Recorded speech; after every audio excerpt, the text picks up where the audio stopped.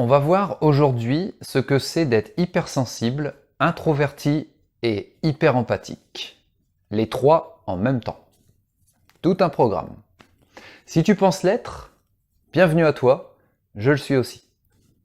Si tu ne sais pas trop ce que c'est, regarde bien cette vidéo. C'est l'occasion de comprendre ce que cela signifie.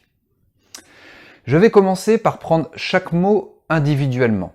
Hypersensible, introverti et donc hyper empathique. Prends un café, un papier, un crayon, ça va peut-être te servir. Alors j'ai déjà fait plusieurs vidéos sur la définition de l'hypersensibilité. Tu peux en trouver une ici.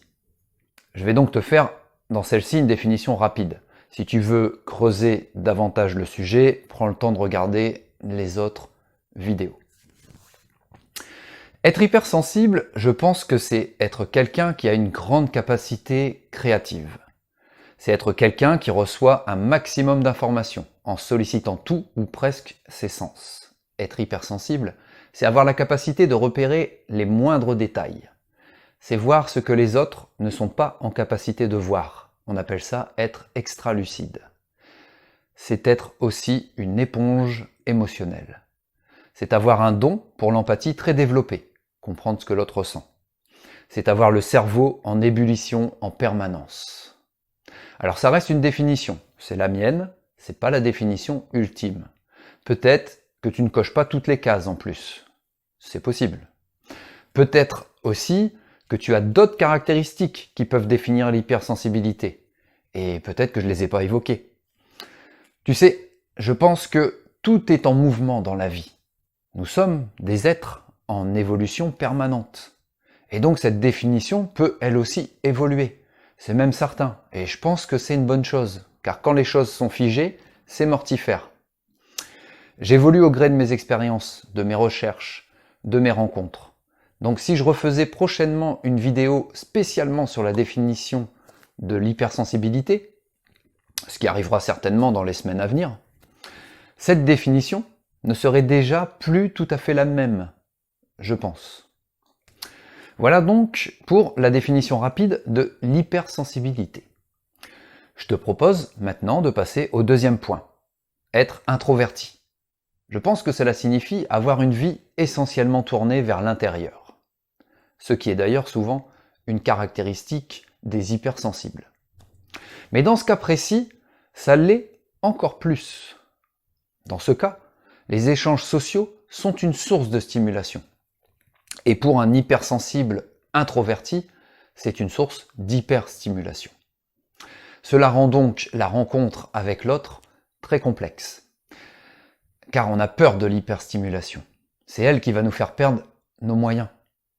Nous tenir à distance de l'autre parfois. Il faut donc que l'hypersensible introverti développe des stratégies pour réussir à dépasser cette peur.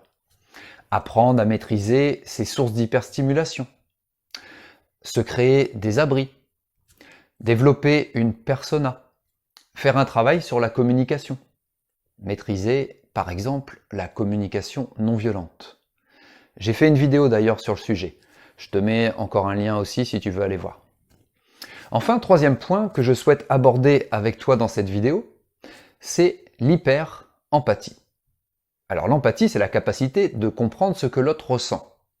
Pour les hypersensibles, nous sommes tellement sensibles que nous avons besoin de nous sentir bien en permanence. Nous devons évoluer dans un environnement positif, entouré de gens positifs, qui vont bien. Et si ce n'est pas le cas, nous allons ressentir la tristesse de l'autre puissamment. Et cela va influer sur notre mental. Nous allons donc nous efforcer de tout mettre en œuvre pour que l'autre aille mieux. Et bien souvent, cela devient pour nous une source d'épuisement émotionnel, voire même un danger en fonction de la personne qui sera en face de nous. Cela peut devenir un réel risque si nous nous trouvons en face de personnes mal intentionnées, manipulatrices. Tu sais qu'on parle de plus en plus souvent de pervers narcissiques. Nous devons donc apprendre à nous protéger. Dans le cas de l'hyper-empathie, tu t'en doutes sûrement, cette capacité émotionnelle est exacerbée. Elle est poussée à son paroxysme. Elle nous omnibule. Elle peut même nous paralyser, voire créer des somatisations. C'est très compliqué d'apprendre à vivre avec cette capacité. C'est difficile de s'épanouir, mais ce n'est pas impossible. Pour vivre avec cette caractéristique, cela commence par réunir toutes les conditions propices à notre épanouissement.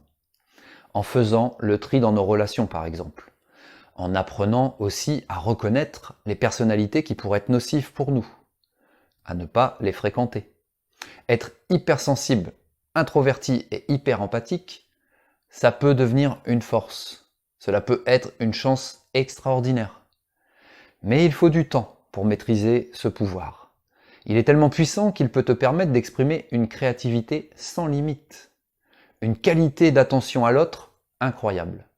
Une connaissance de soi extraordinaire. Et surtout, ça peut aussi te permettre de développer un calme surpuissant. Je te remercie d'avoir écouté cette vidéo. Si tu souhaites recevoir du contenu sur l'hypersensibilité, j'écris tous les matins des mails que j'envoie gratuitement. Tu peux t'inscrire, j'ai mis le lien dans la description de la vidéo. Je publie chaque jour des vidéos sur l'hypersensibilité. Tu peux donc t'abonner à la chaîne YouTube. Si ça t'a plu, écoute, je t'invite à mettre un like et à partager la vidéo. Et puis, je te dis à très bientôt. Cultive ton bonheur, fais de chaque jour qui passe la plus belle de tes œuvres d'art, et à bientôt. Namasté.